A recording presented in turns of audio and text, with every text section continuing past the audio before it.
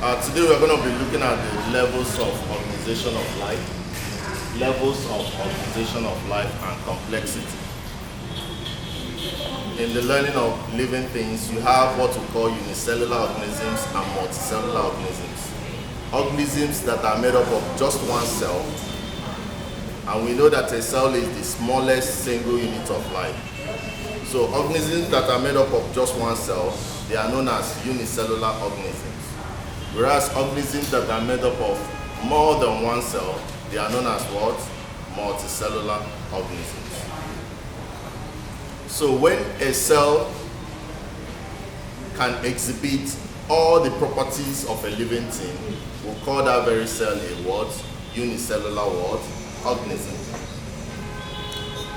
Now, if you have cells of similar shapes and function coming together to work, we have what we call a tissue. If you now have several tissues coming together to perform a specific function, we have what we call a what? Organ.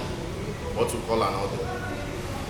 Now, when you have various organs coming together to perform a specific function, we have what we call a what? System. And under the cell level, the tissue level, the organ level, and the system level, we have examples. So what are the examples of living things under the cell level of organization? Amoeba, paramecium, amoeba puertus, Ignia vindis, paramecium. And we also have in animals things like what? The red blood cells, the ovum, the spermatozoa, and what? Plasmodium. What are examples of tissues?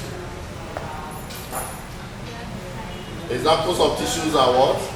The xylem implants, the phloem implants, the epidermal tissues, the bones, and what? Cartilages. Now, a very important question that could pop up in JAM is that JAM is going to ask you, which of the following organizations of life? They will list the 4 following organizations and ask you the one that has the highest surface area to volume ratio. Who can tell me the one that has highest surface area to volume ratio? The cell. The what? The what? The what? Take note. It comes out very, very important. Then under organs, we have examples like what? What are the organs we have? The ears, you understand? Whenever you hear about organs, organs are associated with the ones that we use to sense our environment. Is that clear? So we have the ear, we have the what? The eyes that we use in seeing, we have the kidney. Then for plants, we have the what? Roots, stems, and what? Leaves. Then the 4th level of organization of life is what? The system. And the system is simply where organs come together to perform a specific what? Function. What are the examples of the systems? Circulatory system, digestive system, respiratory system. You understand? And I say that we're going to further go into the systems. In biology, you need to have very good knowledge of the systems, because questions from the systems are going to be most of the questions that will be coming out in your JAM.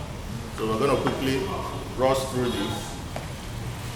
Introduction to biology, characteristics of living things, levels of organizations, cells, both plants and animal cells, and what? Classification of living things. And what? Classification of living things. And once we are done with all those, we are going to quickly enter into what? Systems. We look at nutrition, we look at circulatory systems, we look at hereditary. And like I said before, all these topics are already treated on our website.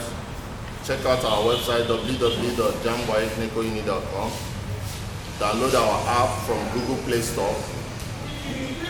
Subscribe to our YouTube channel and get all the lectures that you need.